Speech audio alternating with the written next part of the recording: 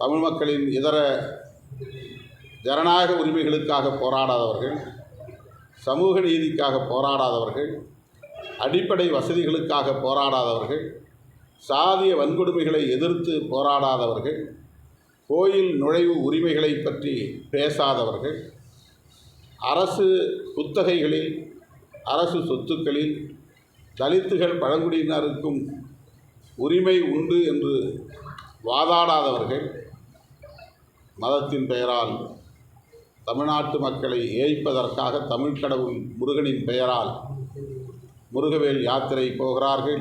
இப்போது முருக பக்தர்கள் மாநாட்டை ஒருங்கிணைக்கிறார்கள். ஆகவே அவர்களின் நோக்கம் தமிழ்நாட்டை மேம்படுத்துவதல்ல, தமிழ்நாட்டு மக்களின் உணர்வுகளை தங்களுக்கு சாதகமாக மாற்றிக்கொள்வதுதான். அவர்களின் கடவுள் நம்பிக்கையை தங்களுக்கு சாதகமாக அரசியல் ஆதாயத்திற்கென மடைமாற்றம் செய்து கொள்வதுதான் அவர்களின் நோக்கமாக இருக்கிறது.